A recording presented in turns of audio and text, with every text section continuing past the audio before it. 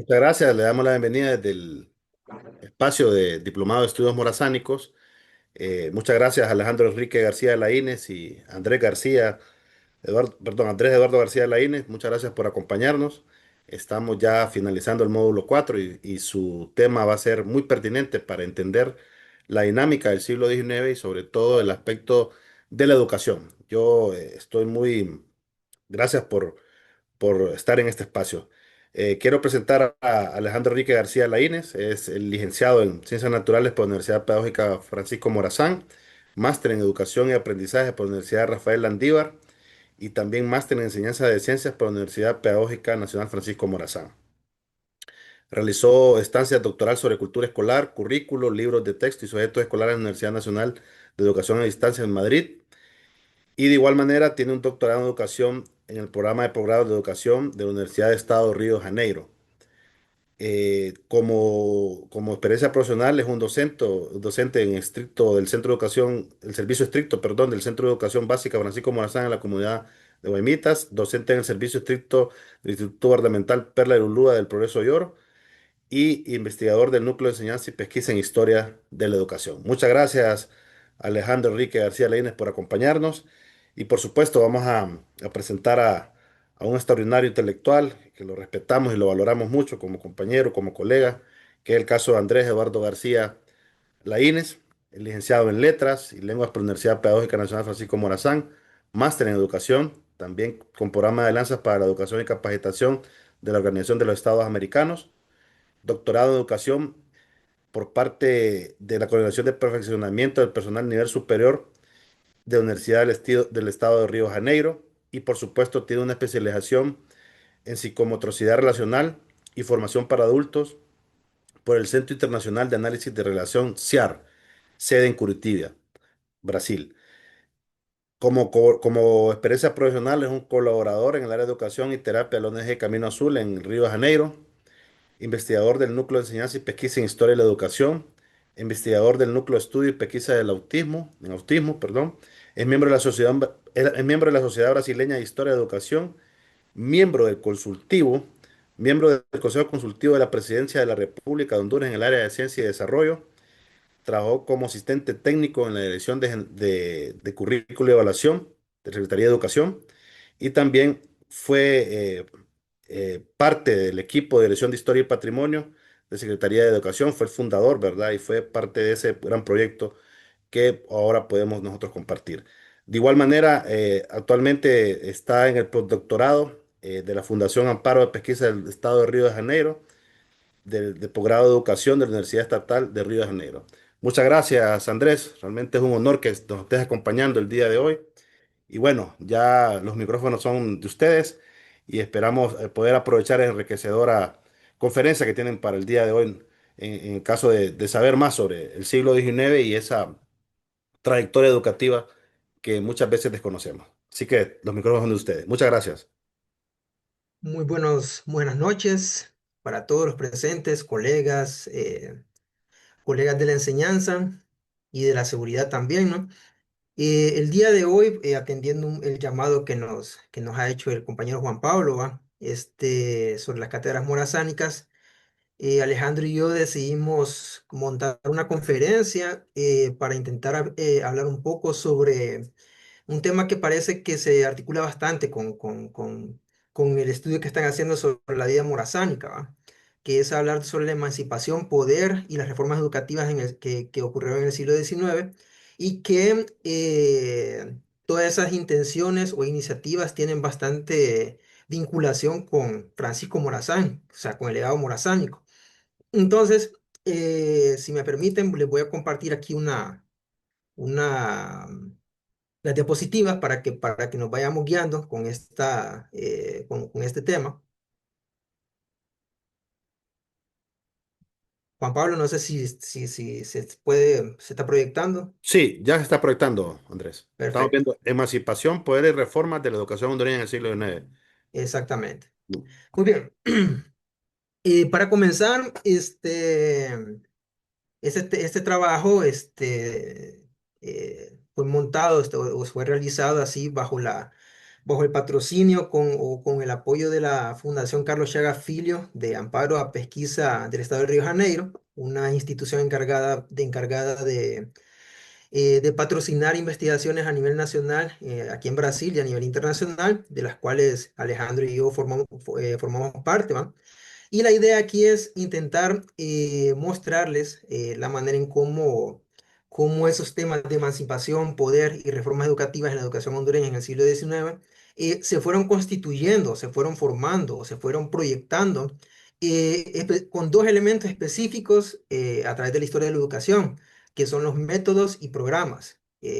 Esos temas se pueden ver desde diferentes aristas, desde diferentes ángulos. Podemos ver por la vía de la normativa, podemos ver por la vía de las prácticas pedagógicas, podemos verla por la vía de las revistas que fueron publicadas en aquella época. Sin embargo, el día de hoy, atendiendo un poco al público al cual nosotros nos estamos dirigiendo, creímos necesario así abordar esta temática desde el punto de vista de los métodos y los programas que pautaban en el siglo XIX lo que eran las prácticas educativas en cada época. Cuando hablamos del siglo XIX en Honduras y en América Central, estamos hablando de diferentes presentes, de diferentes etapas que el inicio del siglo XIX es muy diferente al final del siglo XIX porque presenta características muy peculiares, ya sea en el aspecto político como social. Pero para poder entender el siglo XIX, es necesario entender o conocer un poco eh, el pasado, digamos, el mundo prehispánico, vamos a decirlo así, y por ello vamos a hacer un pequeño recorrido, un brevísimo recorrido de ese otro presente que nosotros lo conocemos como mundo prehispánico. Vamos a ver, solo un minutito acá, ahí, de ese mundo prehispánico, que sería este, un mundo prehispánico en el cual se daba lo que se conoce como una educación en tránsito.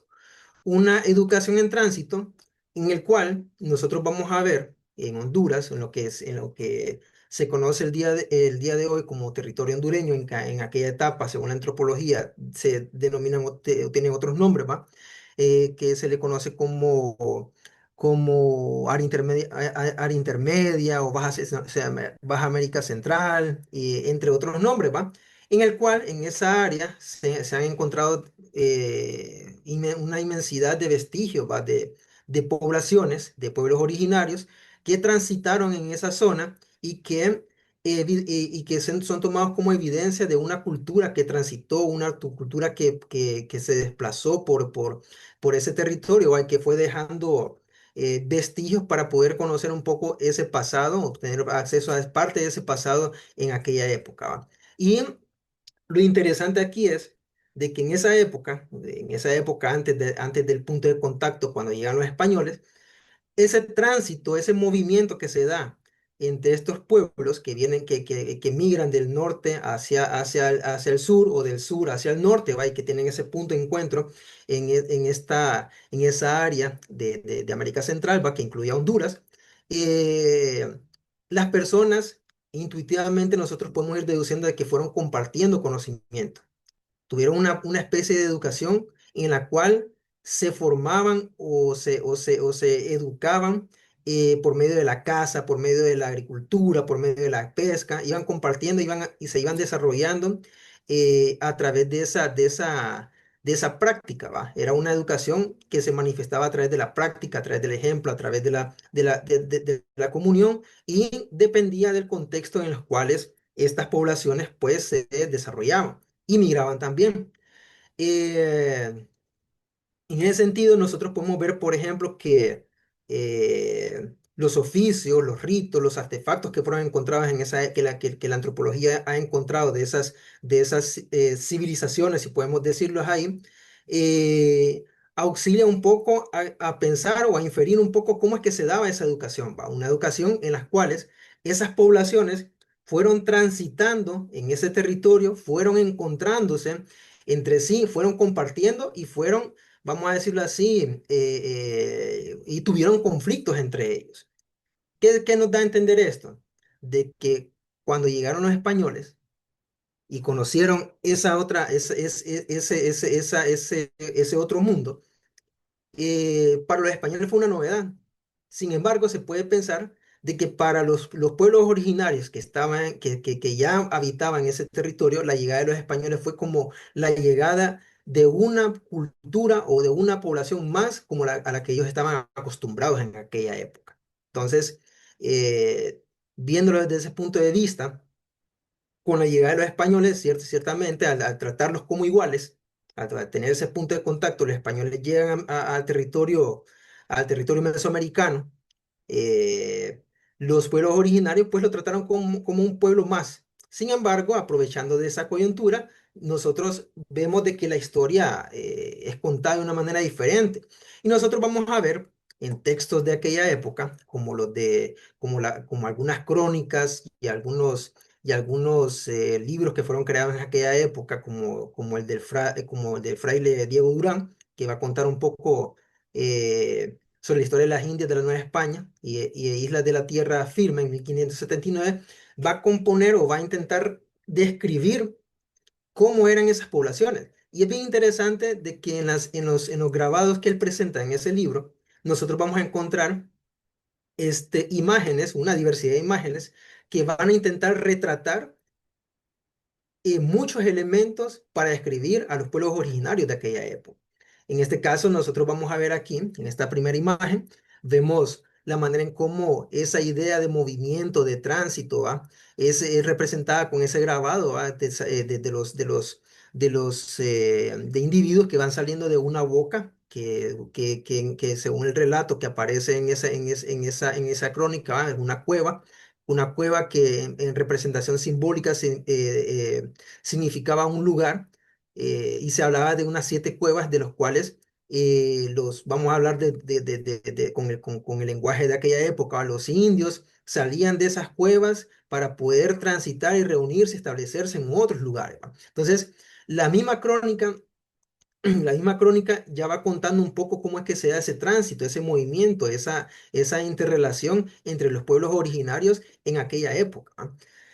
Eh, Sin embargo, nosotros vamos viendo de que a través de esos textos con los cuales nosotros accedemos de cierta manera a ese pasado, un pasado que es contado desde la perspectiva de los españoles, ¿va? Vamos viendo cómo ellos van retratando las creencias, van retratando las tradiciones, van retratando las guerras, los conflictos que van teniendo entre sí los pueblos originarios. Sin embargo, al mismo tiempo que ellos van retratando todos esos elementos, también van retratando sus propias hazañas, las conquistas, las conquistas de los lugares que fueron peregrinando, los sometimientos que ellos fueron haciendo, entre otros elementos. Y a través de estos libros, a través de estos materiales, se fueron justificando múltiples acciones para poder, digamos, de una forma gradual ir conquistando los espacios que ellos denominaban como América, ¿no? Entonces, vamos a ver aquí que los españoles, a través de la vía escrita, argumentaban sus acciones, y nosotros vamos a ver diversa literatura en Honduras inclusive, ¿va? De la manera en cómo las acciones de los españoles en cuanto a sometimiento promovieron una masiva, vamos a decirlo así, mortandad o exterminio, vamos a decirlo así, de los pueblos originarios, poblaciones que si eran contabilizadas un millón de individuos de los pueblos originarios, se fueron reducidos a 100.000, 200.000 habitantes, ya sea por el sometimiento, ya sea por las diversas enfermedades que los españoles pues trajeron a estas tierras, ¿no? Y ahí nosotros vamos a ver en ese proceso una transformación. Vamos a ver, digamos, de que de esa educación va, que antes, que de forma que nosotros podemos deducir se daba de forma en tránsito, a través del ejemplo, a través de esa comunidad, a través del intercambio. Ella pasa por una transición para una doctrinación y castellanización a través de lo que nosotros denominamos como o que la religión católica en aquel tiempo denominaba como reducciones o aldeas. En estas reducciones o aldeas, este, se buscaba más que todo esa cuestión de la doctrinación o adoctrinamiento y la castellanización de los pueblos originarios. Vamos a ver ahí la transformación de muchos pueblos originarios para la doctrina católica, y también la implementación de diversas estrategias para, eh, para poder adoctrinar a los indios. E inclusive aquí, con la introducción de esa forma de adoctrinar, nosotros vamos a comenzar a ver que en el territorio de la América Española, en el ámbito educativo, ya comienza a vislumbrarse lo que es el sistema tradicional de enseñanza, ¿va? Que es muy diferente al escolástico. El escolástico generalmente uno lo puede tomar como un tradicional, solo que para la época el sistema escolástico, los métodos de enseñanza escolásticos eran dirigidos más que todo para las instituciones como de enseñanza media o secundaria, ¿va? Y las universidades. ¿Por qué se era dirigido para estas instituciones de alto nivel en aquella época? Porque a pesar de que existía la memorización, existían elementos de los métodos tradicionales, la escolástica permitía un cierto debate, una cierta apertura al pensamiento. Y con la adoctrinación y castellanización se utilizaban apenas aquellos métodos más, vamos a decir, memorísticos, que es parte o es la característica o es lo que caracteriza a los métodos tradicionales de enseñanza en aquella época. Mientras Sin embargo, mientras los pueblos originarios eran adoctrinados y castellanizados bajo el signo de la religión católica, en Europa nosotros vamos a ver en el siglo XVII que estaba ocurriendo una transición muy importante, muy impactante inclusive, ¿va? En el ámbito en que la monarquía, todas las monarquías, la mayoría de monarquías europeas, estaban pasando por un proceso de transición en el cual, por ejemplo, tenemos que en buena parte antes del Renacimiento, en el siglo XV, vamos a ver de que los monarcas, los reyes, eran, vamos a decirlo así, bendecidos o escogidos por la religión católica, ¿va? Por el Papa en aquella época, como ustedes lo pueden ver aquí en esta representación eh, de la coronación de Federico II por el Papa Honorio III en 1220, no, 1220, ¿va? Y con el Renacimiento, con el Renacimiento nosotros vamos a ver de que existe un desplazamiento, un desprendimiento de esas ideas para considerar o para tomar en cuenta de que ese tipo de monarquía pues no era adecuado para la época, para esa explosión de ideas nuevas que estaban ocurriendo ya con el Renacimiento. Y el Estado monárquico, comienza una etapa de transición para una especie de poder soberano. Y aquí nosotros podemos ver múltiples libros que van a tratar sobre el tema, y coloco aquí uno de los principales, ¿va? El Leviatán de Thomas Hobbes, que fue publicado en 1651 y que en su portada ustedes van a ver en esa imagen que aparece un monarca, una figura de un monarca, un rey. Sin embargo, en su cuerpo van a ver que está conformado por otros cuerpos. El soberano en ese caso, pues, la población en este caso letrada, las élites, las burguesías, y la población que no sabía, que estaba en ese proceso de instrucción en aquella época, ¿no? Entonces nosotros vamos a ver de que en ese siglo, en el siglo XVII comienza esa transformación del Estado monárquico apegado a la religión a un Estado monárquico, vamos a decirlo así, que estaba siendo modelado para un poder soberano, ¿no? Y de esa transición se vieron, vamos a decirlo así, impactados, tuvieron efectos en la educación, principalmente cuando se hablaba de la integración de las camadas más populares. para los proyectos civilizatorios. Si hablamos en el caso de América, esta es una cuestión súper importante. ¿Por qué? Porque eh, una cosa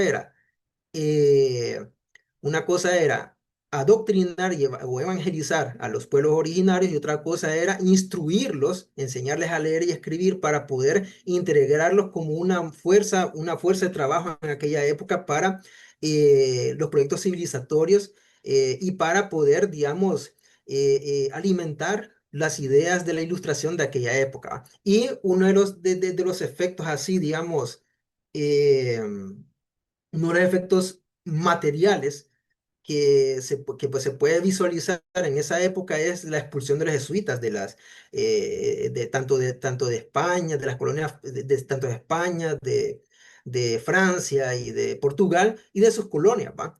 Esa expulsión de los jesuitas, si bien la historia nos dice de que se da por cuestiones de que ellos conspiraban contra la monarquía, contra el clero, entre otros elementos, y también motivaban, digamos así, a los pueblos originarios a sublevarse, existía también un trasfondo. ¿Por qué? Porque con las reducciones, los jesuitas, ellos prácticamente estaban en lugares que eran inaccesibles para otras personas. Tenían un poder, una red de centros, vamos a decirlo así, una red de centros educativos muy amplia, lo cual para el proyecto civilizatorio que estaba queriéndose construir a partir de la idea de la ilustración, era un elemento adecuado para poder llegar a esa población que necesitaba incluirse en esos proyectos de civilización. Entonces, con la expulsión de los jesuitas, ya el Estado comenzaba a tomar partido de la educación del pueblo. Lógicamente eh, que la cuestión de los recursos, la cuestión de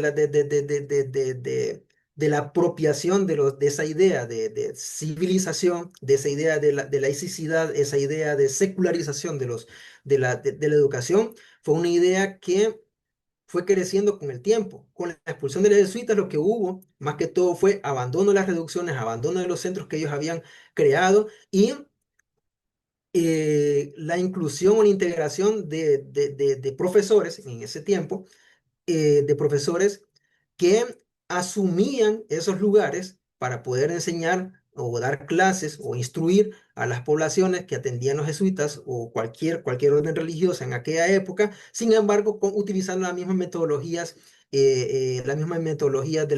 tradicionales, ¿no? Entonces se hablaba de un estado secular, sin embargo, todavía con metodologías totalmente tradicionales. Muy bien, entonces, los proyectos civilizatorios, al tomar conciencia, cuando ya Europa toma conciencia de la necesidad de incluir las camadas populares al proyecto de civilización, apuntando ya sea en su propia región o en América, nosotros vamos a ver de que ocurre lo que es la Revolución Francesa. Junto con la Revolución Francesa vamos a ver más adelante a Napoleón Bonaparte, ¿va? Y la máquina de guerra que él implementó para poder conquistar casi toda Europa, principalmente la que nos interesa, la península ibérica, ¿va? Que con la conquista de la península ibérica acontecen dos cosas, ocurren dos cosas. Primero que ocurre la captura del rey español Fernando VII y también la huida de la corte portuguesa a Brasil.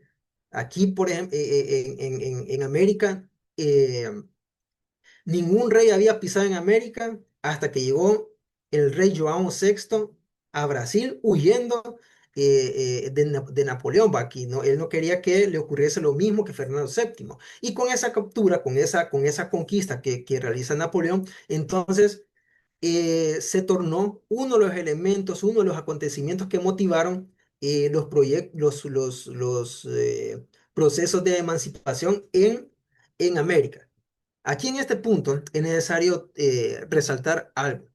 Generalmente cuando hablamos de independencia, ¿va? Nosotros nos remitimos a una fecha específica, 15 de septiembre de 1821, y así sucesivamente, ¿va? Sin embargo, esa fecha para todos los países que se independizaron de las colonias, tanto portuguesa, española, francesa, etcétera, es apenas un acontecimiento en un proceso que se considera mucho mayor. Y ese proceso nosotros lo conocemos como un proceso de emancipación. Y es un proceso de emancipación que generalmente son procesos que son considerados como inacabados. ¿Inacabados por qué? Porque a pesar de que con papel, a pesar de que aunque hay un papel firmado, muchas de las tradiciones, cultura, de las costumbres, de, de aquello a lo que fuimos sometidos, quedan diseminados o quedan dispersos, sedimentados a través del tiempo. O sea, no hay un desprendimiento de esa, una ruptura radical cuando decimos el día de la independencia, no, sino que quedan remanecientes, quedan elementos todavía permanentes y que solo con el tiempo se van dejando, como quien dice, atrás. ¿Va? Entonces nosotros vamos a ver cuando pensamos los procesos de emancipación, cuando pensamos en independencia como un proceso de emancipación, nosotros vamos a ver así varios ejemplos, como Estados Unidos, Haití, Argentina, la Gran Colombia, que en aquel tiempo estaba conformada por Colombia, Ecuador, Venezuela y Panamá, Perú y México. Entonces, estos acontecimientos, vamos a decirlo así, motivaron, eh, motivaron lo que es la independencia o el proceso de emancipación de Centroamérica. O sea, Centroamérica se unió prácticamente a la ola de movimientos emancipatorios de aquella época. Y nosotros podemos decir que el 15 de septiembre es un día que se marca la independencia de Honduras. Sin embargo, cuando nosotros examinamos muy bien los acontecimientos de ese proceso, vamos a ver que la cuestión es un poco más compleja. ¿En qué sentido?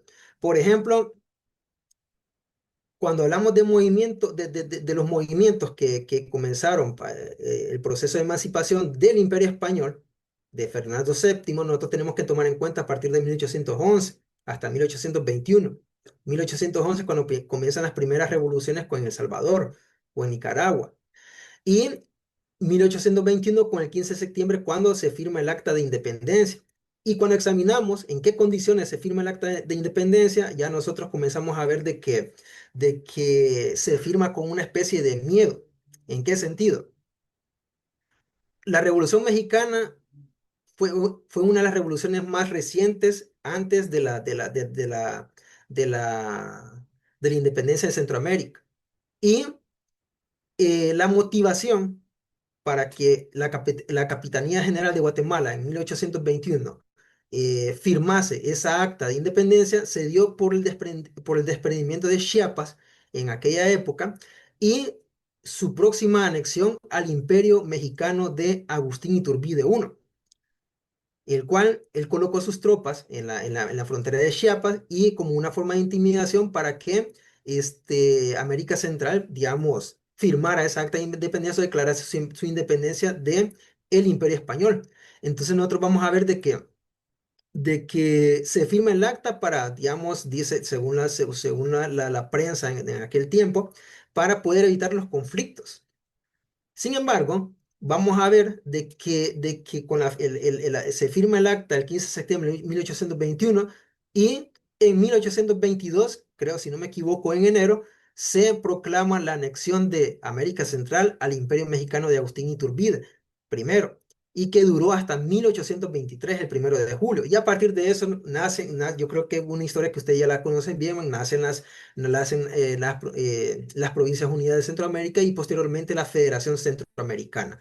Una federación centroamericana que se fue constituyendo a lo largo de la primera mitad del siglo XIX y que Honduras, así como otros estados en aquel tiempo, digamos, se independiza, tiene una independencia en 1838 y que la federación muere en 1842 con el asesinato de Francisco Morazán. Entonces nosotros vamos a ver de que a partir de 1838 o a partir de 1842 ya comienza un otro proceso, ya Honduras no como una provincia, ya Honduras no como un estado de la federación, sino como Honduras como un estado, como una república ya independiente y que marca, digamos, una etapa oscura, que más adelante Alejandro va a explicar un poco cómo es que se dan esas cosas, ¿no? Ahora, fíjense bien. vemos lo complejo que es el proceso de emancipación en América Central y cómo se iba visualizando los otros procesos de emancipación en otras latitudes. Ahí nosotros nos preguntamos, ¿en qué momento o de qué manera es que se pensaba la instrucción de las poblaciones en aquellos tiempos? ¿Cuál era el tiempo que los políticos, que los padres de la patria pensaban instruir a las poblaciones para poder incluirlos en los proyectos civilizatorios? Entonces, para poder responder un poco a esa pregunta, cuando hablamos de instrucción de las poblaciones, instrucción de las masas, nosotros tenemos que pensar cómo estaba constituida aquella población en aquel momento. Tenemos las élites, los criollos, que eran los que estaban en el poder, y lo que era considerada población o masa, nosotros podemos constituirlo como los pueblos originarios, los mestizos, los negros, y los niños y las niñas, para que están en formación. Entonces, to- tomando en cuenta eso, nosotros vamos a ver que durante el proceso, durante 1821 y 1820 y 21, a través de los periódicos, principalmente los que eran publicados por Pedro de Molina y José Cecilio del Valle, vamos a ver de que existía en sus publicaciones, vamos a ver que existía un gran interés por instruir a la población, motivar motivar los procesos de emancipación para las élites, pero una emancipación que ellos consideraban moderada. A pesar de que ambos tenían vamos a decirlo así, contrastantes en cuanto a la independencia de las élites, en este caso de las élites con el Imperio Español. Cuando se decía de hablar de instrucción de las poblaciones, entonces ya estos dos personajes coincidían. ¿Y en qué punto coincidían? Ellos coincidían que era necesario instruir a las poblaciones a instruir a las poblaciones para poder ofrecer o para poder crear condiciones para una emancipación moderada de las poblaciones o de las grandes masas. Las élites podían sublevarse a la corona de la forma como ellos quisieran porque estaban instruidos. Sin embargo, cuando hablamos de las poblaciones, ya estos personajes comenzaban a crear representaciones o a describir representaciones de tensiones, violencias, conflictos provenientes de las masas. Entonces ellos a través de las publicaciones en sus impresos comenzaban a vehicular artículos doctrinarios para poder, digamos, instruir a la población cómo integrar a estas poblaciones para el proyecto de civilización en aquella época, ¿va? Muy bien.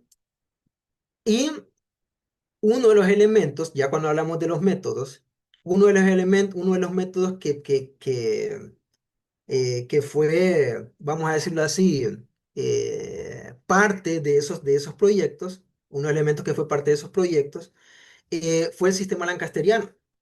Si bien no fue el único, sino que fue uno de los muchos que se intentó procurar en aquella época, el sistema lancasteriano formó parte de esos proyectos de civilización, vamos a decirlo así, con el objetivo, sí, con el objetivo de intentar crear un acceso más amplio de esta población a la educación, a la instrucción.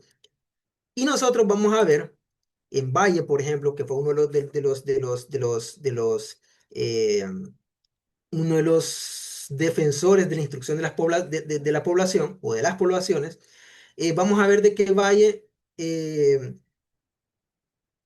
hacía un papel un tanto, vamos a decirle así, una fundadora para poder introducir ideas sobre la instrucción que provenían de Europa, de la propia América, y así poder ver de qué manera se podría instruir a la mayor parte de la población. Y ahí nosotros vamos a ver de que en el tránsito de Valle, en México, por ejemplo, él consiguió algunos manuales sobre el método lancasteriano para poder ser leído y para poder intentar ser implementado en la federación, en Guatemala principalmente, que era el centro de la federación en aquel momento, en la capital. Y también Valle mantenía correspondencia principalmente con europeos, con intelectuales europeos, para poder, digamos, negociar la venida personajes o de instructores para poder enseñar lo que es el método lancasteriano, ¿va? Y otra de los frentes que utilizaba Valle para poder, digamos, impulsar la educación e intentar materializar esas ideas sobre la instrucción de las poblaciones era este, eran los debates de la Asamblea Legislativa en aquel tiempo, a través de la Comisión de Educación. Él no formaba parte de de la Comisión de Educación, sin embargo, él apelaba a la educación a la Comisión de Educación cuando se estaba estableciendo la Asamblea Nacional Constituyente para poder pensar rápidamente en una ley, en un proyecto para la educación de la población en aquel tiempo. Entonces, Valle, si nosotros colocamos, pues si nosotros comenzamos a pensar o comenzamos a preguntarnos cómo es que se pensaba la educación y la instrucción en la federación, Valle nos da una pista como nos da una pista para pensar como para pensarlo a él como un sujeto con una función mediadora tanto en la asamblea como en la parte intelectual. Y otro personaje que nos ayuda a pensar un poco, cómo es que se pensaba la educación en aquella época es Francisco Morazán. Francisco Morazán, así como Valle tenía una función mediadora para poder, digamos, dialogar con distintas esferas, para poder, digamos, cultivar o sembrar la semilla para poder, de la instrucción, con Francisco Morazán nosotros vemos un perfil un poco, una función más ejecutiva, más administradora, más ejecutiva. ¿Por qué? Porque nosotros vamos a encontrar con Francisco Morazán una diversa cantidad de correspondencias, de iniciativas, eh, de iniciativas más que todo, y disposiciones para creación de escuelas y pagos de profesores inclusive. Eh, y aquí en este ejemplo que se muestra aquí en la pantalla, siendo él como secretario de Estado de Honduras, que esa misiva se la envía al jefe político de Tegucigalpa, en aquel tiempo, el 6 de abril de 1895, nosotros vamos a ver la manera en cómo el sistema lancasteriano aparece ahí, uno de los manuales, ¿va? Y la forma cómo es divulgado ese material, ¿va? Un ejemplar, la remisión de varios ejemplares para el jefe político de Tegucigalpa, para que él pueda diseminarlo, pueda entregarlo a profesores y que esos profesores intenten replicar el método a través de esos manuales, ¿va? Entonces nosotros vamos a ver cómo en una época donde se procuraba conocer la forma en cómo se enseñaba o cómo eran las escuelas en aquel tiempo, ya Morazán comenzaba a divulgar o comenzaba ese proceso de divulgación de metodologías que garantizaban una especie de acceso más amplio de la educación. Y ahí ustedes se preguntarán, ¿va? ¿Y qué es ese sistema lancasteriano? ¿A qué se refiere el sistema lancasteriano? ¿Por qué tanta importancia se le da al sistema lancasteriano? Cuando nosotros vemos un poco la historia del sistema lancasteriano, y vemos, por ejemplo, su diseminación tanto en América como en Europa, nosotros vamos a entender un poco la importancia que tiene el sistema, ¿va? En la construcción de los sistemas educativos en aquella época, en el siglo XIX. El sistema lancasteriano se le conoce más que todo como un método que utilizaba estudiantes, los estudiantes más avanzados, y que eran conocidos como monitores, y estos estudiantes ayudaban a enseñar a otros estudiantes. Eh, este sistema se le conocía también como sistema de enseñanza mutua o sistema monitorial, y él fue desarrollado por estos dos personajes, Joseph Lancaster y Andrew Bell, que más que todo Joseph Lancaster hizo todo una, hizo todo un viaje para poder, digamos, para poder divulgar la metodología. Comenzó en Inglaterra, fue para Irlanda, después fue después vino aquí para América, comenzó en Caracas, y estuvo en Guatemala inclusive por una corta temporada, en México y se estableció en Estados Unidos. Va divulgando la metodología y así como él un dispositivo para divulgar la metodología. ¿Por qué? Porque la metodología ofrecía ciertas ventajas. ¿Cuáles eran esas ventajas? La primera, la que acabo de mencionar, va que los alumnos más avanzados, ¿va? Y ellos eran seleccionados y comenzaban a enseñar a sus compañeros, creando un sistema de aprendizaje entre pares. Los alumnos, si ustedes pueden ver la foto, los alumnos, ellos eran divididos en grupos pequeños y al ser divididos en grupos pequeños, esos grupos eran coordinados por esos alumnos avanzados que se le conocían en ese tiempo como monitores. Entonces, cada monitor, si ustedes notan ahí, cada monitor está acompañando una fila donde están conformadas por pequeños grupos. Y al fondo, ustedes van a ver dónde está el profesor. Calculando esa imagen, vamos a ver de que es un profesor con varios monitores, varios asistentes, vamos a decirlo así, y una gran cantidad de niños que están siendo instruidos en ese momento. Entonces, esa era una de las ventajas que ofrecía el sistema lancasteriano. También el sistema promovía con esa metodología, ¿va? Promovía una actividad constante y evitaba la pasividad en los alumnos. Y también al utilizar los alumnos como profesores se reducía, y esto era lo más importante, y por lo cual la metodología se volvió famosa y aceptada por prácticamente la mayoría de las naciones que introdujeron el método. eh, por ese sistema de monitores que él tenía,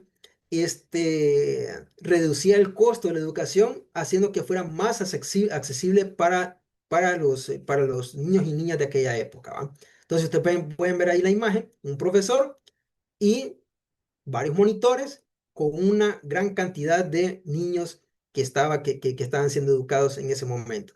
Algunos cálculos, o sea, el propio Lancaster mencionaba de que, de que solo él, con un buen número de monitores, en este caso un número de 100 monitores, él podía instruir a 1000 niños, sí, a 1000 niños en una sola institución. Entonces, para los sistemas, para naciones emergentes como la Federación Centroamericana, entre otras, un sistema que ofrecía esa ventaja, lógicamente que iba a ser bienvenido, a poco costo y grandes resultados. Y vamos a decir, el programa de estudios que este sistema ofrecía, como era destinado para poblaciones pobres o camadas populares, y ofrecía ese gran acceso a la educación, su programa escolar o su programa de clases o su currículo, como le conocemos hoy en día, solamente estaba constituido por tres materias: escritura, aritmética y lectura. Clases adecuadas en aquella época para poder formar lo que se conocía en aquel momento como ciudadanos útiles. Sin embargo, sin embargo, el sistema tenía sus desventajas. Esas desventajas, lógicamente, eran traducidas por ejemplo, con la dependencia de los monitores, algunos vicios que se inculcaban cuando un alumno avanzado, por ejemplo, un alumno avanzado no tenía la experiencia para poder enseñar y aún así enseñaba, no tenía esa preparación para enseñar y aún así enseñaba de forma inadecuada. Se promovían posibles desigualdades entre los alumnos dependiendo del nivel de su avance. Por ejemplo, existía un sistema de emulación que se mencionaba en los manuales, que el sistema de emulación consistía que entre más avanzado era un alumno, más probabilidad tenía de convertirse en un monitor. Y convertirse en un monitor era convertirse casi en un maestro, en un aliado del profesor. Entonces, esa jerarquización hacía de que las desigualdades entre los grupos se promoviera o se marcaba, ¿va? Y también no existía una falta de atención individualizada para aquellos alumnos que no podían seguir el ritmo. Si no seguían el ritmo, prácticamente eran dejados atrás y se quedaban estancados. Pero aún así, a pesar de esas desventajas, el sistema lancasteriano en su época, en ese momento, digamos, en el momento de la federación, eh, fue considerado como una especie de innovación educativa y que si tuvo limitaciones también por su carácter mecanicista, también contribuyó en esa época a democratizar la educación y a hacerla un poco más accesible para un mayor número de personas, niños en estos casos, ¿va? Que posteriormente fueron integrados de una manera gradual a los que son los proyectos políticos de formación de ciudadanos y también con su implementación se fueron abriendo las puertas a futuro para otras metodologías innovadoras que ahora Alejandro va a explicar un poco más sobre ella. Muchas gracias.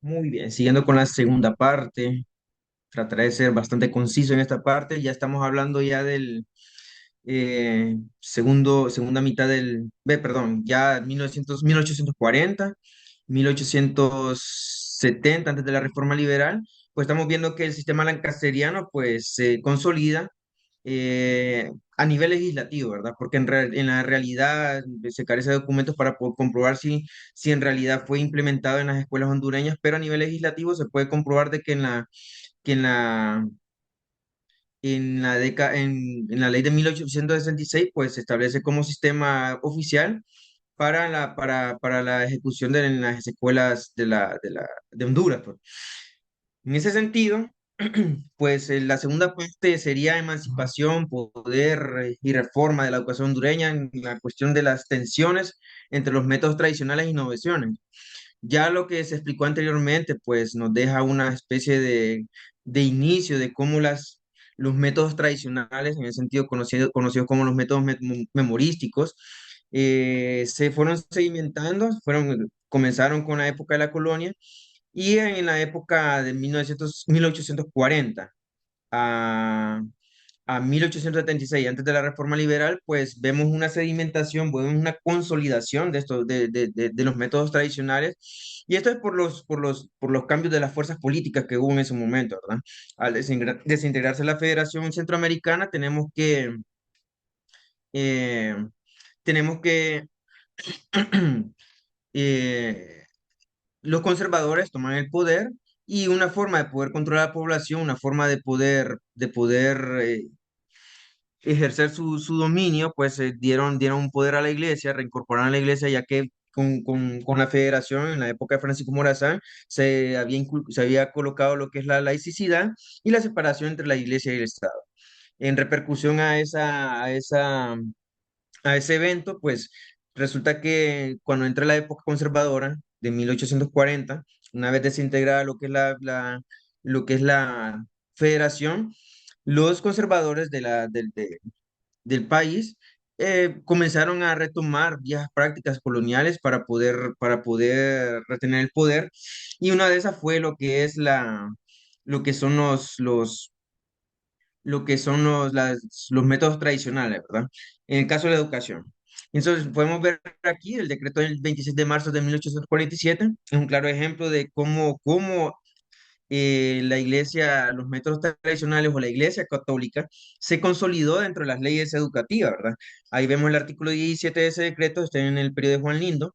Vemos cómo la distribución del tiempo y las lecciones tiene impregnado el campo religioso, ¿verdad?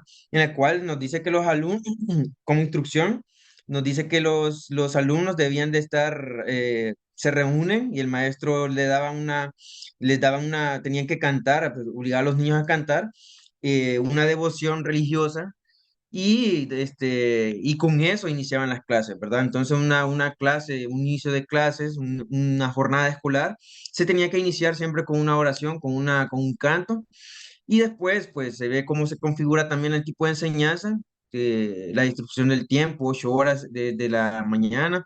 Luego, eh, tenemos también que los métodos que se utilizan en la ley de 1847 tenemos que se usan libros, la parte didáctica, ¿verdad?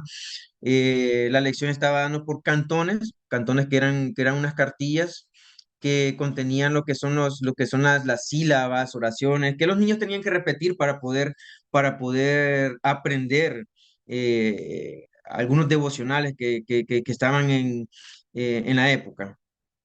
Ya para la ley de instrucción primaria de 1866, vemos que los contenidos religiosos aparecen ya institucionalizados, aparecen ya objetivados en disciplinas escolares, en materias escolares, y vemos que ya en el artículo 2 contempla, ¿verdad?, la doctrina cristiana dentro de la currícula escolar, ¿verdad?, de la época de 1866. Y también, siguiendo con lo de Lancaster, en esta ley también se establece como método, ¿verdad? Estamos viendo que es un método que comienza en el siglo XIX, ya para 1866 ya estamos en una primavera casi entrando a 10 años antes de lo que es la reforma liberal. Estamos viendo que todavía se implementaba lo que es el método lancasteriano, que en otros países en ese momento ya estaban abordando otro tipo de métodos. Y Honduras estaba sistematizándolo en, en lo que es la cuestión legislativa, ¿verdad? Bueno, en 1882, ya entrada lo que es la reforma liberal en 1876, el sistema educativo crea lo que es el Código de Instrucción Pública en 1882, y ahí vemos lo que es una primera atención, un cambio de lo que es el sistema escolar, que pasamos de un sistema conservador a un sistema un poco más liberal, un sistema que permite que los estudiantes tuvieran otra forma escolar, otro tipo de cultura escolar, otra forma de aprendizaje, y ahí lo podemos ver en diferentes artículos. Por ejemplo, el artículo 7 se establece lo que es la enseñanza positiva, ¿bien?, que es una enseñanza que se viene dando desde principios los preceptos se vienen dando desde principios del siglo XIX, pero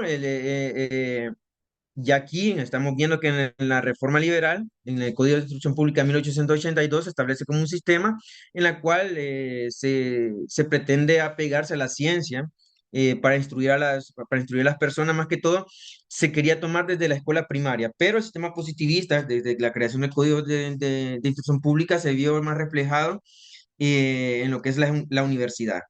En cambio, las escuelas no tenían una política clara para poder implementar el sistema positivista. Incluso apenas la forma en cómo era definido el sistema positivista en Honduras, apenas se relegaba a lo que es el discurso de Ramón Rosa, en la cual él apegaba a la cuestión racional, de ver la realidad tal como es, y apegarse a las cuestiones, a ideas de Bacon, de diferentes autores que divulgaban lo que son las ideas positivistas, ¿verdad? Es una idea que estaba bastante pegada a la ciencia. Pero al revisar lo que son la legislación, entre 1882 hasta 1889, intentando buscar así una legislación que pudiera eh, sistematizar lo que es la enseñanza positivista en la escuela primaria, no existe un indicio en el cual el Estado hondureño sistematizara ese tipo de conocimiento, ¿verdad?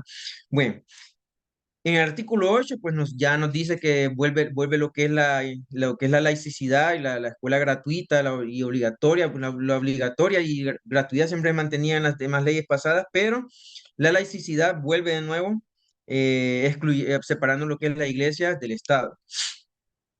Y ahí vemos varias definiciones que nos da el Código de Instrucción Pública, ¿verdad? Eh, Tenemos las escuelas elementales, que ya comprenden de ciertas disciplinas como lectura, escritura, aritmética, sistema legal de pesas y medidas, nociones de lenguas castellanas, ejercicios de composición, recitación. Vemos diferentes disciplinas que están más apegadas a las ciencias, más apegado a lo racional, y ya vemos que desaparece lo que es la doctrina cristiana, desaparece disciplinas que estaban vinculadas a lo que es la religión católica. Eh, Y tal vez una cosa que se mantenía la cuestión de la enseñanza de los principios de la Constitución, porque en épocas pasadas, si observamos los planes de estudio de las diferentes épocas, de la época conservadora, una constancia que tenía era disciplinas de la religión católica o la enseñanza de lo que es la Constitución. Entonces, vemos acá que en el Código de Instrucción Pública todavía mantiene esa tradición del aprendizaje de la Constitución de política de Honduras. También tenemos que otras, la sistematización del método, ya como intentando definir cómo se tenía que inculcarse lo que es el método positivista. El maestro tenía que tener una exposición clara, sencilla y lógica y correcta. La palabra lógica correcta se vincula bastante a lo que es el sistema positivista, ¿verdad? Entonces, esas son pequeñas definiciones que se encuentran en lo que es el Código de Instrucción Pública, pero no hay más indicios que nos diga cómo se desarrollaba ese tipo de educación. También dice que serán inadmisibles métodos que desarrollen la memoria, inadmisibles, o sea, no se permitían métodos que desarrollen la memoria que, y que se proporcionaran a los niños saberes puramente mecánicos, ya que vemos una fricción, una tensión en el intento del Estado de poder renunciar a lo que son los métodos tradicionales a partir de un código, una ley que ordenaba lo que es la instrucción pública. Y también vemos acá que una forma de poder dar ese aprendizaje es a partir de la observación, ¿verdad? La inteligencia de los niños ha de cultivarse observando un procedimiento sencillo y lógico que ponga en amplitud de descubrir por sí solo las reglas, los motivos y principios de conocimientos que adquieran, que se adquieran. Entonces, esta parte este inciso 3 del artículo 58 es un indicio para lo que más adelante se sistematizó en Honduras con la reforma de 1895 para lo que es establecer la enseñanza objetiva que más adelante vamos a hablar acá. Entonces, aquí con el Código de Instrucción Pública tenemos los primeros indicios de una forma escolar, de un cambio de forma escolar, un intento de querer mudar las viejas tradiciones, lo memorístico, para algo que fuera más comprensible, algo que tuviera más, se vinculara más a la observación, a la comprensión y también a la cuestión de principios lógicos, racionales, que pudieran formar ciudadanos que pudieran formar los cuadros profesionales que iban a liderar el país. Muy bien. Pero en 1895 aparece una reforma, bueno, aparece la Ley Reglamentaria de Instrucción Primaria y Normal, que para las autoridades educativas era considerada como una reforma del Código de 1881. Esa ley reglamentaria eh, incluía ya lo que es un nuevo conjunto de clases, un nuevo conjunto de materias escolares, disciplinas escolares, y en las cuales llama la atención una en general, una que se llama lecciones sobre objetos. Bueno, vemos que tiene lectura, escritura, gimnasia de salón, gramática castellana. Estas materias que mencioné ahorita son materias que son de larga tradición. Fueron incluidas desde incluso la época de la independencia, ¿verdad? Solo que el nombre variaba bastante. Ahora, lecciones sobre objetos es una materia, una disciplina que era vinculada a la enseñanza objetiva. Y esto está vinculado a un mecanismo, a una transnacionalidad que trascendía lo que son trascendía lo que son los límites del país, ya que esta lecciones sobre objetos se vinculaba en lo que es la enseñanza intuitiva, y la enseñanza intuitiva tenía todo su mecanismo a nivel internacional de establecerse, con Pestalozzi desde el principios del siglo XIX, y se sistematizó a mediados del siglo XIX en Francia, en Inglaterra, en España, para luego pasar a Latinoamérica en la última mitad en el último cuarto del siglo XIX, que es en la época en que Honduras entra con ese sistema. Igual países como Centroamérica también, ellos comienzan a hacer divulgación en los congresos pedagógicos sobre la implementación de la disciplina de lecciones sobre objetos y el método intuitivo. Muy bien. Con la reforma de 1895 el Estado establece así mecanismos para poder divulgar los métodos modernos que pudieran implantar lo que es el sistema positivista, ¿verdad? En eso, los diferentes métodos, los mecanismos o dispositivos que el gobierno implementaba o utilizaba para poder realizar ese tipo de acciones, era lo que es la creación de la revista de Instrucción Primaria y crear lo que son lo que es la Academia Central de Maestros como dispositivos que pudieran uniformizar los conocimientos que tenían que darse a los niños, ¿verdad? Entonces, dentro de esas conferencias, dentro de esos debates que aparecían en la Academia Central de Maestros, que se publicaban en la revista de la Instrucción Primaria, pues podemos resumir que existían críticas, bastantes críticas sobre los métodos antiguos, en las cuales decían que las vías de enseñanzas ya no tienen razón de ser. Se utilizaban bárbaros castigos, férulas disciplinas. eh, Tenía la famosa frase que hasta hoy nosotros escuchamos, que la letra con sangre entra, y también condenaban los métodos como el deletreo fonético y el silábico, ¿verdad? Como iniciadores de un tipo de pensamiento memorístico. Entonces, las autoridades educativas que formaban parte de la Academia Central de Maestros, quienes conformaban esta academia, en algunos casos eran profesores de planta, profesores que estaban frente a alumnos, pero en su mayoría era conformado por la parte de los directores, ¿verdad? Directores de centros educativos. Y ellos se reunían, debatían sobre los lineamientos, las políticas de la reforma de 1895 para poder luego uniformizar y enviar a diferentes escuelas para que las escuelas pudieran implementar una especie de uniformización de los conocimientos. Con eso, pues los métodos modernos, ellos afirmaban, creaban esa tensión con las innovaciones, que los métodos modernos tenían que estar por una filosofía de descubrir verdades y los problemas de la ciencia antropológica y sus íntimas relaciones con la moral. O sea, ya intentando hacer que el sistema positivista se estableciera ya para finales del siglo XIX. Bien. Y con eso, pues, se adquieren o se intentan implementar dos métodos: el analítico sintético simultáneo y el sistema objetivo, ¿verdad?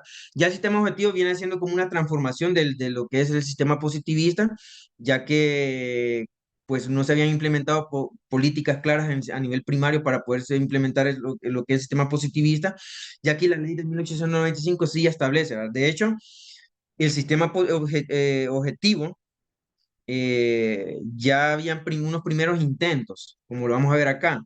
El método objetivo, eh, déjame ver acá. Sí. En el método objetivo, pues podemos ver que en 1889 ya varias autoridades educativas tenían conocimiento de este método objetivo y lo implementaban, por ejemplo, en las escuelas de Tegucigalpa. Y las autoridades educativas observaban que dicho método tenía sus buenos resultados con respecto a la enseñanza, y que era prudente que se pudiera implementar este método en las demás escuelas. Entonces hacían como especies de experimentos para poder implementar. Entonces, este método objetivo utilizaba un tipo de material didáctico, textos de enseñanza, utilizaban mapas de escritura, cuadros de enseñanza objetiva.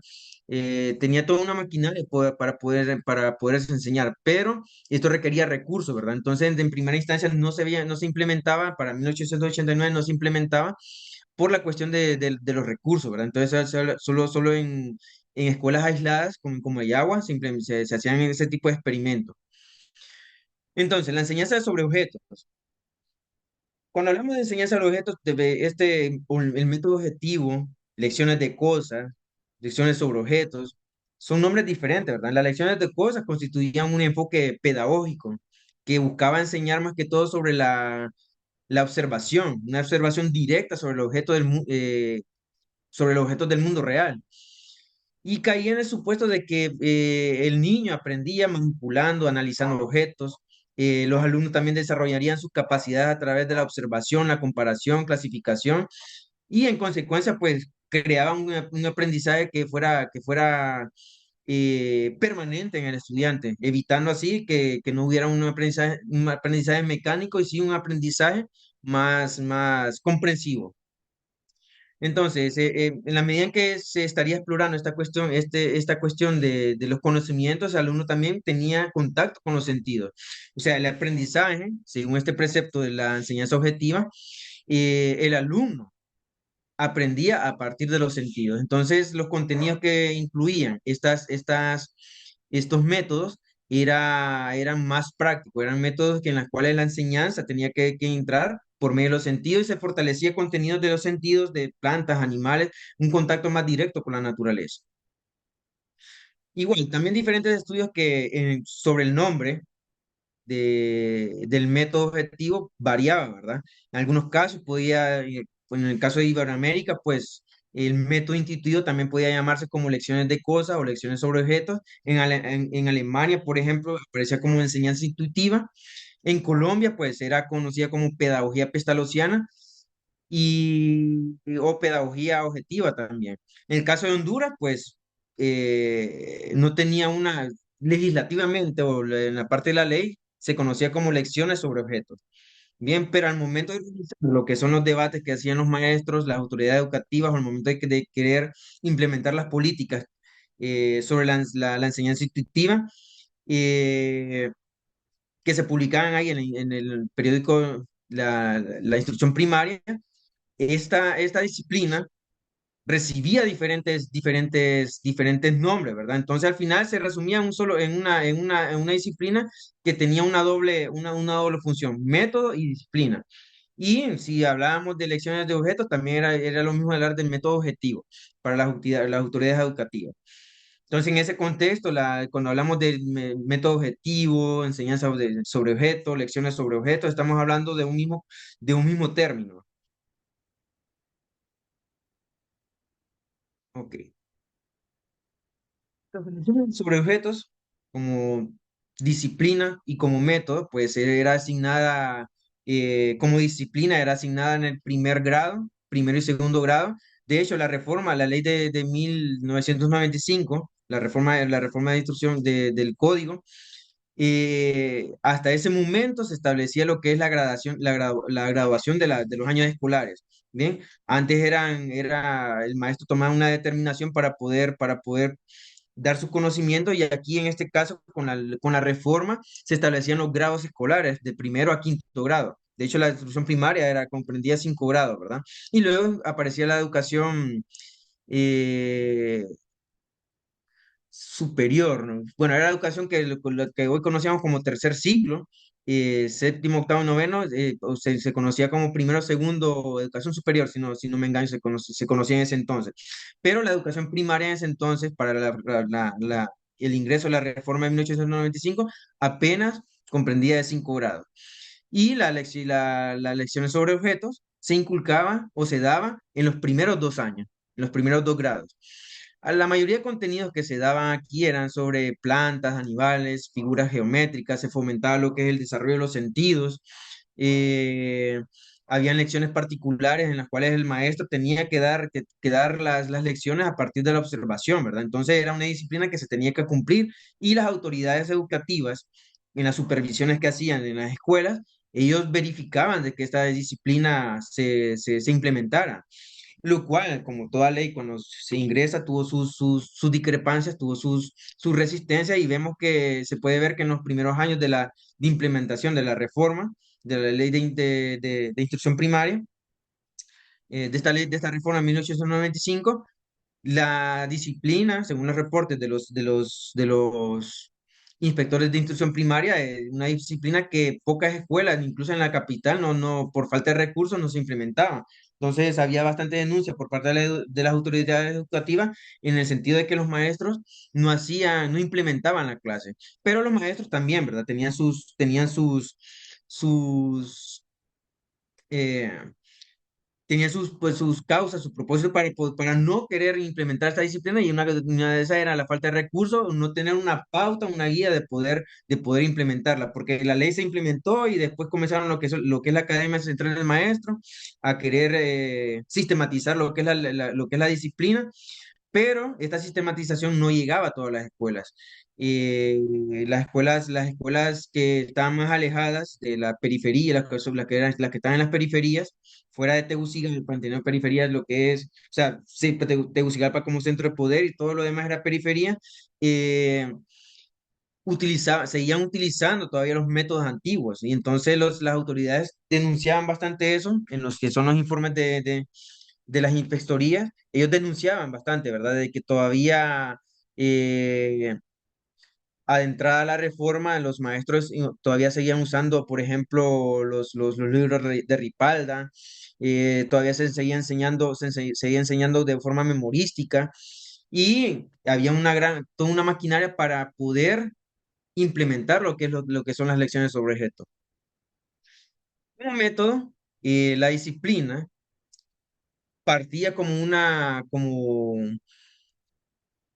parte integral, como un método integral que se incluía en todas las demás materias, como aritmética, lectura y escritura. Entonces, el maestro, por ejemplo, colocaba un objeto, una flor, por ejemplo, y decía, bueno, ¿qué ven acá? Y comenzaba a hacer preguntas a los estudiantes y para introducir, por ejemplo, una clase de aritmética, preguntaba cuántos pétalos tenía la flor y los niños comenzaban a contar y ese conocimiento ingresaba por medio de lo que es la observación. Luego con eso, escribía la palabra en el pizarrón, conectaba con la otra materia que era lectura y escritura y comenzaban a leer. Entonces, lecciones sobre objetos o método intuitivo servía como un elemento detonante para el aprendizaje. Tenía que iniciarse toda clase, toda disciplina que estuviera contemplada en el programa de la reforma de 1895 tenía ese punto detonante, tenía que iniciarse con lo que es el método objetivo, observando siempre un objeto. Eh, en este caso, pues, cuando se implementa la reforma, se implementa la reforma, pero no se dan lineamientos claros de cómo darse, cómo se debía dar la disciplina. Y en el caso el dispositivo de divulgación, que es el impreso de la instrucción primaria, daba algunos lineamientos para poder divulgar o dar instrucciones de cómo implementar la disciplina. Y una de las razones, una de las instrucciones que daban, que no era necesario que se usara un libro. Y era una de las denuncias que tenían los maestros, que no se podía implementar la disciplina o el método de lecciones sobre objetos porque se carecía de un instructivo o un libro que pudiera guiar a los maestros. En ese caso, las autoridades educativas siempre denunciaban de que no era necesario tener un libro, pero en el caso de solventar la solicitud de los maestros, pues se publicaban en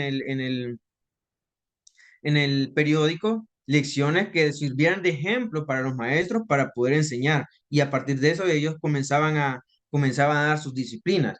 Estamos hablando de los primeros 3 años, de los primeros 2 años de entrada a la reforma, esta disciplina todavía estaba queriendo desarrollar, ya a partir de 1899 comienza a sistematizarse y a ver resultados de su implementación, ¿verdad? En los intentos de consolidación, pues vamos a ver diferentes momentos, ¿verdad? Primero, vemos que dentro de los debates de la Academia Central de Maestros, pues la aplicación del método intuitivo, pues aparece una clase adaptada de lo que es un manual que es muy famoso, que se implementó en toda Latinoamérica, creado en Estados Unidos, el manual de Calkins, de lecciones sobre objetos o lecciones de cosas, y fue traducido al español y fue divulgado en la mayor parte de América Latina. Y en el caso de la Academia Central de Maestros se llevó un ejemplo, una adaptación, una apropiación de un capítulo del manual de Calkin creado por el profesor Tiburcio Acosta. Y ahí podemos ver uno de los intentos por querer uniformizar ese tipo de objetivar o de sistematizar lo que es la disciplina, ¿verdad?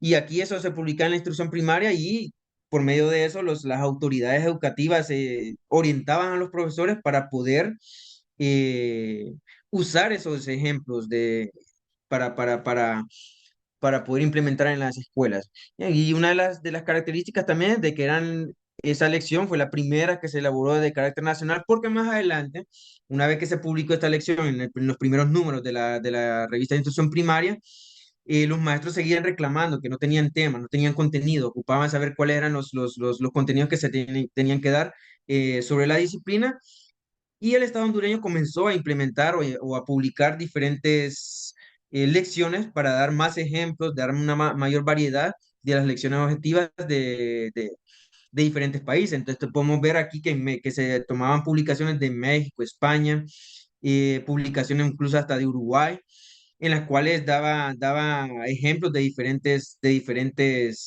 temas, ¿verdad? En el caso, por ejemplo, en el primero vemos, había un tema sobre plantas y animales, había algo como objetos como el libro o ejercicio de los sentidos, ¿verdad? Para poder desarrollar lo que son los sentidos. Otro intento de consolidación, pues tenemos también la adopción de manual de Calki ya para casi adentrando, ya casi finalizando el siglo XIX, que en el caso, pues los maestros todavía no implementaban. Ya para 1898 los maestros todavía seguían reclamando que en las periferias el método el método y la disciplina no era implementado. Y todavía las autoridades educativas denunciaban, ¿verdad? Que se utilizaban todavía viejas prácticas, castigos, y que había que tener, y con eso se apareció una emergencia en el sentido de implementar, sí, un manual de enseñanza objetiva, para que se pudieran distribuir en todas las escuelas, y es donde aparece lo que es el manual de Calki, en el sentido de uniformizar lo que son los conocimientos. Y este manual de cálculo se traen ejemplares para Honduras y se comienza a distribuir en todas las escuelas para 1899. Ahí lo que se observa que en 1899, entre los años revisando lo que es la revista de instrucción primaria, se puede ver de que al revisarla, hacer una exploración sobre la enseñanza intuitiva y las lecciones sobre objetos, se puede ver que hay una larga producción, ¿verdad? Son 3, 4 años de producción de contenidos para poder enseñar las lecciones sobre objetos. Y ya para 1899, que se adopta el manual de cálculo, podemos ver que en los demás años, 1900 hasta 1907, que deja de circular la revista, se puede ver que después de esas fechas hay pocas publicaciones sobre lecciones sobre objetos. Entonces, para las autoridades educativas, al implementar este manual, ellos supuestamente solucionaban un problema. Y con eso generaba otro problema, porque el manual era, sí, utilizaban los maestros, pero los ejemplos, ejercicios que estaban ahí no estaban de acuerdo a la realidad. Y con eso comenzaban a adquirir otra necesidad, que se comenzaba a aparecer una emergencia, un tipo de emergencia en el sentido de adaptar los contenidos del manual escolar a contenidos nacionales.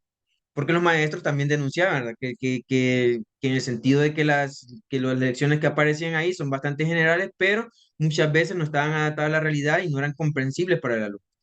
En ese caso, ya para ir cerrando, se da un nuevo intento de consolidación del método objetivo en el sentido de crear manuales escolares de carácter nacional a principios del siglo XIX, a partir de lo que son los concursos de libro escolar que se dieron en 1825.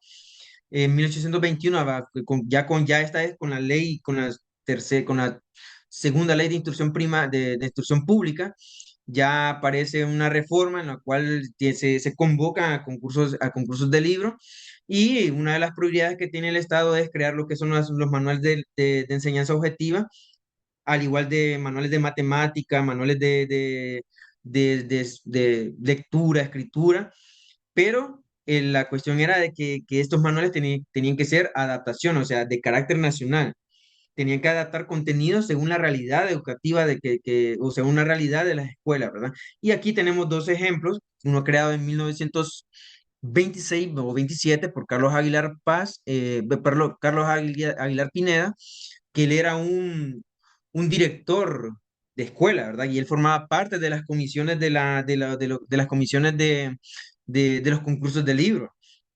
Y pues es interesante que en 1925, que se establecen las comisiones, él forma parte de las comisiones de los concursos del libro, y para 1928, 28, 29, aparece un libro de lo publicado sobre la enseñanza objetiva. Y lo que hace ahí el profesor, el director Carlos Aguilar, es una adaptación general sobre todas las lecciones objetivas que estaban dispersas en los diferentes periódicos que circulaban en la, en lo que es Honduras, ¿verdad? En la capital.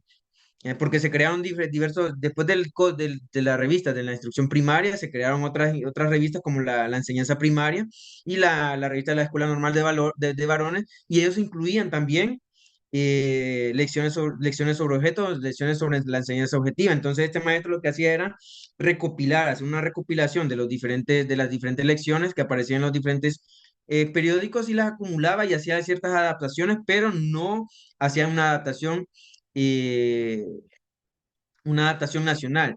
Y lo interesante es que el libro aparece publicado y uno de los requisitos el concurso de libros escolares es que los libros tenían que estar adaptados a la realidad nacional. Y este primero no era una adaptación. Incluso son dos libros, este es el volumen uno para lo que es la primero y segundo grado. Ya con la reforma de la ley perdón, con la ley de instrucción primaria, la tercera ley, tercer código de instrucción pública, lecciones sobre objetos pasa a implementarse también en tercer grado. Bien, ya para 1938 estamos viendo que se crea otro manual, ya un manual más específico, creado por un profesor, y ahí se puede ver, que al revisar este manual se puede ver que el profesor sabía las necesidades escolares que tenía y hace un manual que está adaptado a la realidad escolar. Él menciona, coloca ejemplos, coloca lecciones que son adaptadas a la realidad nacional, coloca, por ejemplo, cuando hablan de plantas, y él ya menciona nombres de plantas nacionales, nombres de frutas nacionales, animales que son comunes en las aldeas, y este último manual de lecciones sobre objetos del profesor Carlos Alberto Pineda, él sí hace una adaptación que va de acuerdo a los lineamientos de lo que es la convocatoria de concursos de libros escolares.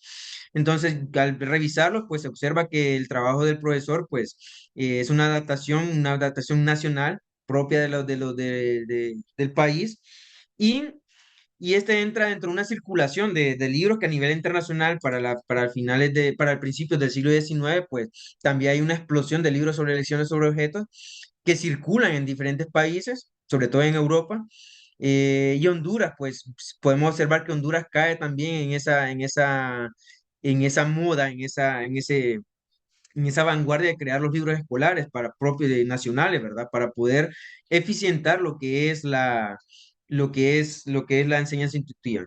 En ese sentido, ya para ir finalizando esta parte, vemos pues que desde la independencia, pues que se quieren implementar métodos que sedimentan un tipo de tradición escolar, como es el caso del método lancasteriano y como es el caso del método memorístico que se implantó en los primeros años del siglo XIX y mediados. Y vemos acá que hay un intento de querer retirar, de querer quitar esos métodos, esas viejas tradiciones para poder implementar un método que supuestamente podría ser más eficaz para la enseñanza, que también tenía ese objetivo, ¿verdad? De economizar recursos. Igual que el método castellano, que el Estado, o sea, un interés del Estado de implementar un método de economizar recursos. Esto es porque el método intuitivo, en un principio, las autoridades educativas hablaban que no tenían necesidad de que un maestro tuviera un libro, que él simplemente puede ir afuera del aula, se pudiera fuera del aula, observar un objeto y comenzar la clase sin necesidad de tener un apoyo de un libro, ¿verdad? Pero con la demanda de los maestros, de ver de que, no, de que las políticas educativas de la reforma de 1895 no se estaban implementando, se acudió a implementar el libro, porque originalmente una lección sobre objeto normalmente tiene que partir de la realidad. Si vemos los preceptos así generales de la enseñanza intuitiva, es una enseñanza que parte de la realidad y que el objetivo es no necesitar un manual. Bien, pero en este caso, pues las tradiciones, lo que son las nuevas generaciones exigían ese tipo de recursos para poder implementar las clases. Bueno, con eso ya finalizo esta parte, veo, viendo esa tensión entre dos métodos, un método el método tradicional, memorístico, con respecto a lo que es el método intuitivo, en el sentido de mejorar la comprensión de los estudiantes y revisando así si en realidad se logró implementar ese método, pues en estudios de varios historiadores hondureños, como en el caso de Inestrosa y en el caso del profesor Amaya, ellos revisando también lo que son los programas escolares, se puede ver que todavía existen denuncias de profesores, incluso adentrados en el ya segunda mitad del siglo XIX, que hay profesores que todavía usan libros del siglo XIX, del siglo XIX, perdón. Ya en el siglo XX, entrado ya según primera mitad del siglo XIX, del siglo XX, todavía existían denuncias de profesores utilizando métodos tradicionales, utilizando libros del siglo XIX, en los cuales no se miraba un avance con respecto a a lo que es la calidad educativa en ese momento. Bueno, con esto ya cierro lo que es esta exposición. Espero que les haya gustado, que haya sido de mucho provecho para ustedes conocer esta parte este fragmento del siglo XIX de Honduras, porque es una cuestión muy extensa, ¿verdad? Bastante extensa. Apenas nosotros vemos acá lo que son los métodos, pero hablar del siglo XIX, pues hay que hablar también de lo que son los profesores, la formación de los profesores, que es otro tema bastante interesante de tocar, pero en este caso queríamos implementar cómo era esa dinámica de esa emancipación de querer pasar de un método tradicional a un método que supuestamente ofrecía una liberación, una especie de libertación intelectual en las nuevas generaciones. Muchas gracias, Alejandro Alejandro García y Andrés García. Muy agradecido realmente.